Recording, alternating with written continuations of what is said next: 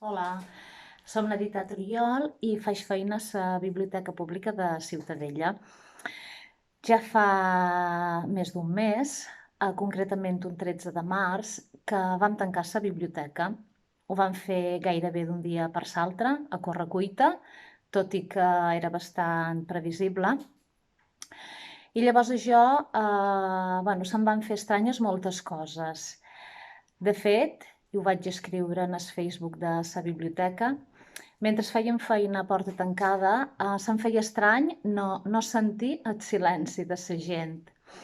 Han passat els dies, han passat les setmanes, i nosaltres hem continuat fent feines internes, que sempre n'hi ha moltes, i també ens hem abocat a les xarxes socials, en el Facebook, a Instagram, tot amb la idea de mantenir el lligam amb els usuaris de la biblioteca.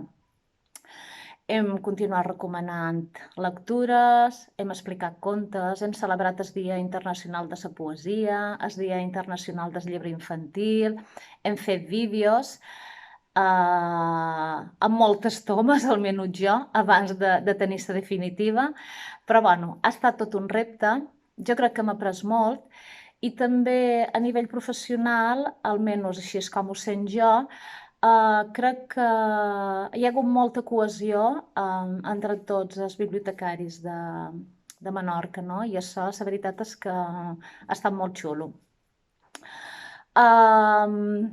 Tot això amb la idea de dur la lectura a casa, de la lectura i la cultura.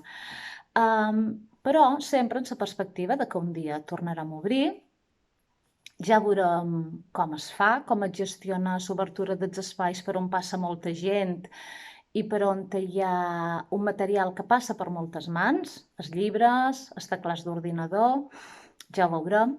Però bueno, hi ha la perspectiva de que un dia a les 9:30 tornarem a obrir, veurem entrar el senyor que cada dia a primera hora entra per llegir el diari Menorca, veurem arribar els usuaris d'internet, els estudiants, els fiets que s'entusiasmen tant i són tan feliços amb els contes, que és un goig, les senyores que entren, venen en el taulell, deixen la novel·la que tornen i mos diuen «Quina m'ha donau avui?» Tot això ho enyoram i tot això tornarà. Mentrestant, els temps, tot i que hi ha moltes coses aturades, el temps no s'atura, el temps passa, arriba el 23 d'abril i celebram Sant Jordi. I jo i totes les meves companyes de la Biblioteca de Ciutadella vos desitjam que tingueu un gran Sant Jordi a Redossa, ple de bones lectures. Penseu que la literatura mos ajuda a sortir de casa sense sortir. Feliç Sant Jordi a Redossa!